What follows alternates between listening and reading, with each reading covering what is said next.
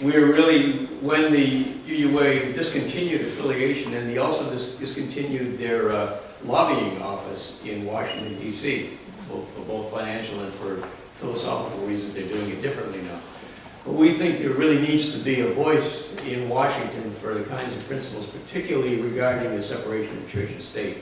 So we're going to be full members. We're going to be do whatever we can to bring the message of the Secular Coalition to Unitarian Universalist congregations, and also to make sure that we support their efforts to keep religion out of our government. A secular government is a religious imperative for Unitarian Universalists. And D, another one that we're doing with in our interface with Unitarian Universalism, is exploring with the Humanist Institute ways to strengthen Humanist UU religious education and the training of Humanist ministers to get us back to our Humanist base in Unitarian Universalism. Okay, so I'd like to finish with a little story. And those of you who heard this, please don't announce the answer. A couple of you heard it. That I found on a humanist blog. You can spend your whole life reading humanist blogs. And this is one I found. I thought it was very, very interesting. You are riding in your smart car, and it's a stormy night, a dark and stormy night. And waiting in the rain at a bus stop, an elderly woman who looks very ill, an old friend who once saved your life, and you never really thanked him for it, and the perfect partner you've been dreaming about. Now, keeping in mind that you've only got one seat in the car, what would you do? Well, this was used as a test on an application process. And there were, of the 200 people that applied, the person who got the job gave this as the answer.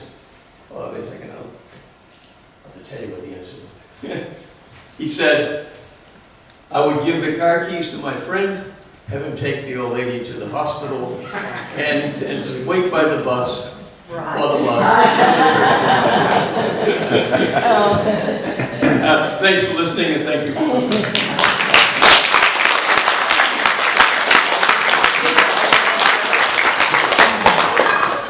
And I'm sure you'll be willing to take a few questions.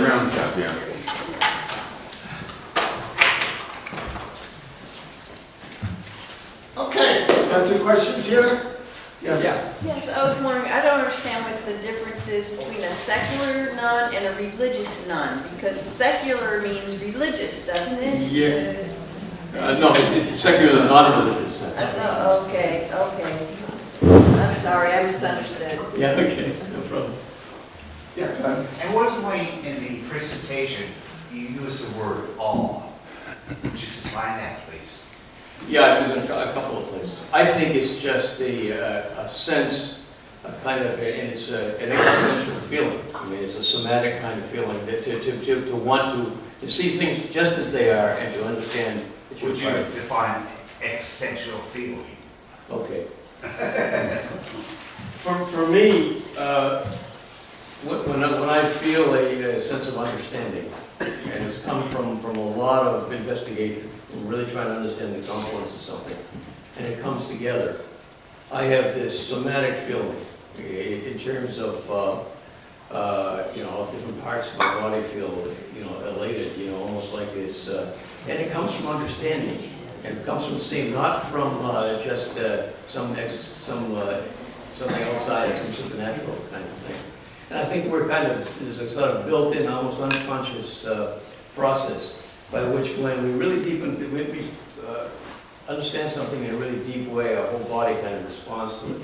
And I think it's got to be very careful to distinguish that from these ecstatic make-believe things that happen. Yeah, I think sunsets at times are great. Yeah. I'm not sure about awe. Yeah, I think it's, I see what you're saying. You could be just plain deeply wonderful. It's really it's the response that we get for it. The sensory response. And I think that that having that response for reality is what it is on biology. It's very subjective. It definitely is, and so is reason, in a way, in some senses. Yeah. See my dancing hand? I'm sorry. I have a great example for Clem. Clem, did you hear the entire Martin Luther King speech today? No, I Yes. did not. I was crunched over in empathy. Yeah. Yeah. To me, that Empathy is is really all. important, that's right. That's all. And, An yeah. existential experience based on a lifetime of just, feeling. Yeah, yeah. Feeling. Right. John, could you say a little more about why it is that UUA cut loose all these affiliates? I wish I could give you a definitive answer. I only know what I've been told. I've heard it was just because they were tired of the hassle of it. Really? Well- And the affiliates actually controlling the Beacon Street, the central UUA, and frankly, the UUA is going more under more central authority. Yeah, and that's one of the reasons I think part of it was the board moving to what they call a policy governance thing, so that the staff had a large responsibility for running things, and the board said policy. One of these really, dream kind of things that in reality cause all kinds of problems. So all of these independent organizations that were not part of the staff and not part of the board responsibility kind of worried them a little bit. It's a bureaucratic thing to go on. Right. You can tell I didn't like it. Charlie? John, I really enjoyed your presentation about trying to bridge this gap. The world of cognitive world and the feeling world has been known in psychology for years, and that's what you're trying to Right. better. And it seems to me that somehow we can't get the job done. I think we've got to be more disciplined in our thinking about it. On the one hand, talking to the atheists, the hard-edged atheists, we've got to sort them out and let's at least understand each other. And we had a conversation this morning. I'm a card-carrying Unitarian Universalist as well. We had 20 people in a circle this morning while you were talking in here at the 9:30 service. We were in there talking, and I posed a question. We got on the whole matter of God talk and all of that. And I talked the whole matter of what does God mean and so on. I said, well, God means many things to many people. It's a continuum. We all define it different ways. And that's really what we're wrestling with. But I said, the disciplined question that sorts it out for the hard-edged atheists, many of which we in this room are, is there an agent out there? We don't care what we call it, we don't care how kind it is, whatever. Does it intervene in human affairs in a supernatural fashion? And I said, I don't think any of us here believe that. But one guy on the far side of the circle raised his hand and said, I believe it. And I talked in the idea of prayer. Does any of us believe in prayer accomplishing something? I do, and so on. Welcome, but that at least sorts out some of the group. And that would be an interesting question to toss out here. Does anybody believe they can pray to accomplish? Probably not in this room. But in that room. If anybody did, they're not going to win it now. Very quiet. In the Unitarian Universalist congregation, 20 of whom were assembled, only one believed in prayer. So that's your complicated problem. It is. To bring together. It is, and I think that's one of the reasons why it's really good that we're separate from Unitarian Universalists. We are made up primarily of Unitarian Universalists, but we are not part of the spread of. And we have to be strong in our secular view of things. But and it's very difficult to be. We're in this interface position where many atheists and secular humanists think we're too religious. And then the Unitarian Universalists think we're not religious enough. And I think that's just the place we want to be. Yeah. Why are you humanist Unitarian Universalist instead of just humanists like us? My what? I'm sorry. Why Why are don't you you, just- why are you a humanist, Unitarian Universalist, when you're separated from the main Okay. Unitarian Universalists instead of just being a humanist? Freethinkers like I us. love lots and lots of specific individual Unitarian Universalists that I've come in contact with. We share 98% of our systematic values, and what we think about, we love each other and we feel resonant. We love being together. This kind of idea of atheists going to church is really pretty heavy. I don't want to, and I think historically, Unitarianism and the Unitarian Universalism has been a leading light. The path to freedom is kind of thrown out through this. We were the first ones to Unitarians were to deny the godhood of Christ. It's just another guy, you know. And the idea of universal salvation, and you keep on going until you find out no personal God. This is the last step, you know, to go to the fact that there is a monistic universe. There is no supernatural reality. We can live without the idea of a God, and what we're going to live in the same religious perspective we've had in the past. We're going to respect each other. We're going to respect every human being on the earth, and we're going to live for something, you know. So I think that there's a real chance to help Unitarian Universalists grow to lead people in religions, you know. We're coming to it from the religious perspective, and to leave that and join and to leave all that other stuff behind. I think I'd be betraying what I think is the next step in Unitarian Universalism. I want to help it make that step. John, a little Yeah. bit lighter question, maybe it's just my way of, is there something wrong with that third word up there at the top? The lambda, yes. Yeah. Oh, probably is. Wait a minute, let me think about it. Probably, yes, it is. Yeah, did I spell it wrong? Probably did. Yeah. When you were showing the diagram of sort of the continuum. Yeah, right. Something like that. It's okay, you don't have to go back. Yeah. We all remember. Okay. It actually kind of crystallized something that I've been feeling from the earlier parts of the presentation, which it seemed to me that was a continuum that showed of how desperate people were to label some part of their life, however tortuously, Right. as religion. Yeah.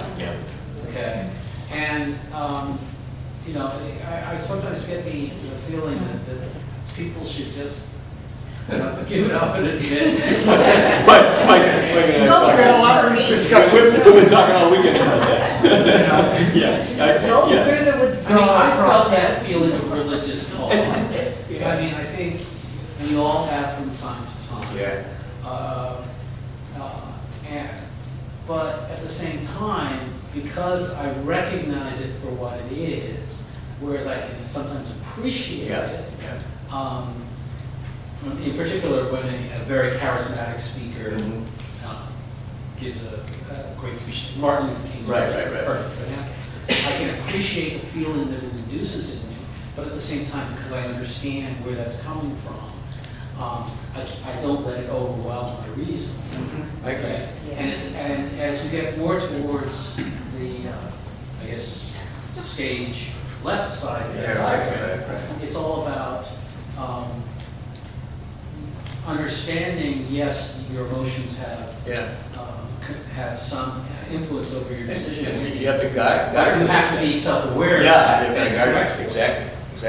It takes a lot of work to be a humanist. It's a whole lot easier to be, believe it or not. But part of that is that I'm feeling this wonderful stuff, but this doesn't make a lot of sense. So you got to really kind of Doubt everything. even your feelings. Right. But I want to address that. But one of the problems with the word religion and religious is that it doesn't mean anything until you know what the context is.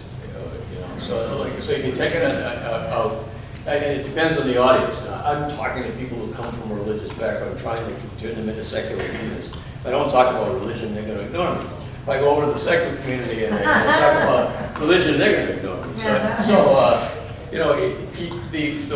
The meaning is still there, and using language that's not, a lie, but that will convey the idea they want to somebody, is important. And I struggle with that all the time. I would love to have another word that we could go to. I don't know what it is. Yes, ma'am. Yes. What do you want to do? Yeah, did you want to say anything about that? Because you have some strong feelings. Well, I will say this, the Greeks talked about the horse and rider. And we have reason, that controls, that was the whole Trojan War. It was a story about emotions going out of hand and reason being able to control it. Reason and passion. And experiences are very important. We always have to be done. I tell a quick story I think it's really meaningful. One time I was in Florida, I was at a volleyball tournament. And I was playing with a couple old gentlemen who were really great volleyball players, but they were up in age, but they were German, and they started speaking in German. I speak a little German. And I realized they were talking about war experiences. We got done, and it's very hot. Now, you have to understand, this is really, really hot, 95 degrees. We're sweating, everything else, and here I am. I'm sitting, I'm talking to these two elderly gentlemen. I said, well, were you soldiers in World War II? And they said, yes. And they said, well, I said, wow, this is one of these golden opportunities you don't get often, right? I said, Mike, whatever you do, keep a flat affect. Don't be judgmental. This is the time to learn.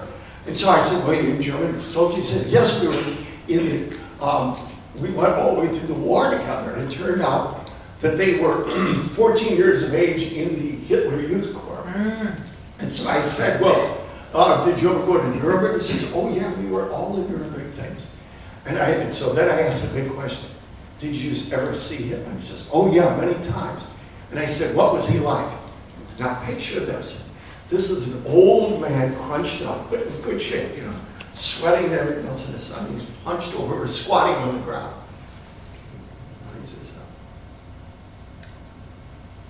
He looked skyward. And he said, he was wonderful. Yeah, you got a little chill. You can imagine what I did. He said he was wonderful. And he said, he gave us everything. I go, what do you mean? He said, before the war, we had nothing. Before Hitler, we had nothing. He said, I had pants that were made out of burlap bag and scratchy, that was a burlap seed bag. That was his pants. And then when they got in the youth corps, they got these wonderful suits. They got food. And, it was amazing. He said, and of course, what happened, he says, in Nuremberg, it was amazing. I liked everything. What was that he had? It was a religious experience of awe and wonder. He sat there. He was immediately transformed back, 50 years back when he was a youth in Nuremberg.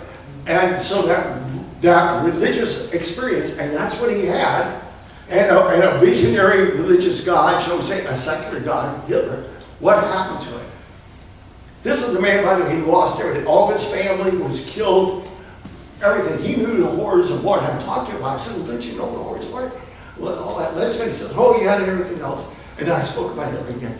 And again, his back on straight, and he looked up. Religious experiences can be not just a lie, an unbelievably evil lie. A couple more then. Yes. Would you say the ethical culture society is more religious than secular humanists in the direction towards the motion to the left on your chart of the religious Unitarians to the secular humanist, secular religious human, humanist? But is it, would you say that ethical culture society is more religious than secular humanist? To be honest, I don't think I have enough knowledge of...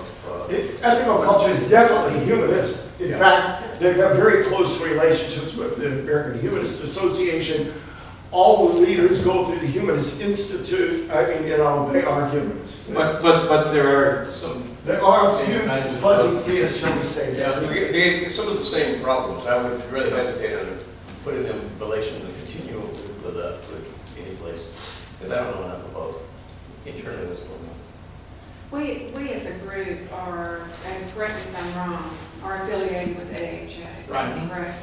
And how do you see what you have presented today as related to this group as being affiliated with AHA? with AHA? Well, I think that as I mentioned, we're working much closer with the AHA, and anything we could do to help, say, mobilize Unitarian Universalist congregations to get things done that secular groups might want to get done. We might be able to cooperate on things like that. I don't know specifically this group. I think that one thing I would ask is that you be patient with the Unitarian Universalists, and particularly the ones who call themselves humanists, because they really are an awful lot more like you than they are different.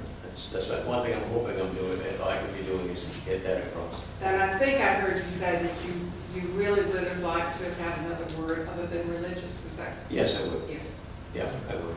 Because I think that for me, that immediately turned me off. Yeah, right. Yeah, and I've tried. I only use it where I have to use it historically, because that's what. And even the religious humanist press comes from. I mean, I understand why you use it. Yeah, So, I know that. But It turns me off. I mean, but I've got to, I'm situated where I am, and I've got to do it. But I've got, and I'd like to move us forward to it. Sure. Okay. I was going to say, he's lucky, he's still in a humanist congregation. We used to be in one. Sadly, this one isn't so humanist, but in a lot more, it's changed. But there are very, very strong humanist congregations. I mean, you don't say the word God without either derision or laughter or, that kind of thing. Well, thank you. Thank you.